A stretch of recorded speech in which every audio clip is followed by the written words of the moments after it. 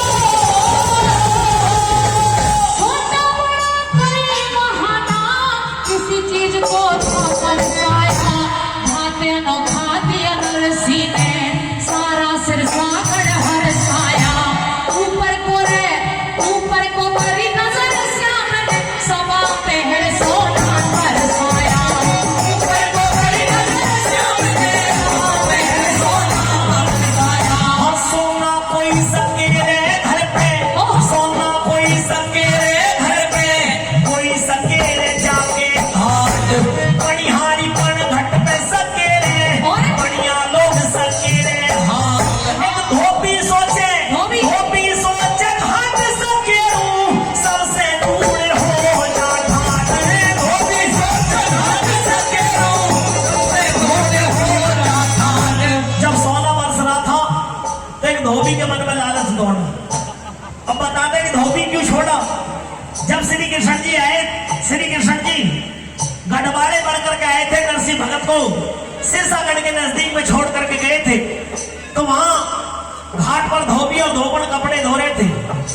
नरसिंह भगत ये कहने लगे कि अल्फी मैली हो रही है, कि इस धोबी से धुलवा ले। उस धोबी को अल्फी दी कि भैया हमारी इस अल्फी को धो दे। कि कौन हो आप बाबा जी? कि हम मन संभल के भाती हैं। जब ये बात सुनी कि मन संभल के भाती, तो अल्फी फेंक के मारी।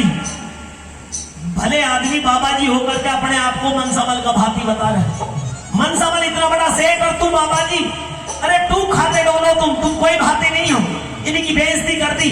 तो श्री कृष्ण भगवान ने उसी समय निश्चय कर लिया था कि जब तू मेरे भगत का अपमान कर रहा है, मेरे भगत की बेइज्जती कर रहा है, तो तेरे लिए भी कुछ ना कुछ ऐसा करना पड़ेगा। इसलिए श्री कृष्ण जी महाराज ने उस धोबी के मन में लालच पैदा किया और धोबी धोबड़ को लेकर के घाट की तरफ चल दिया।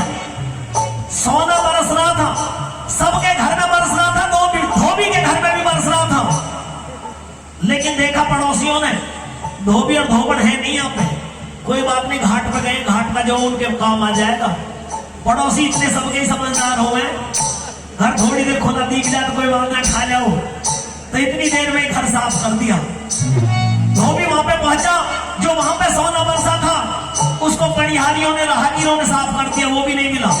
तो ये बात हुई, धोबी सो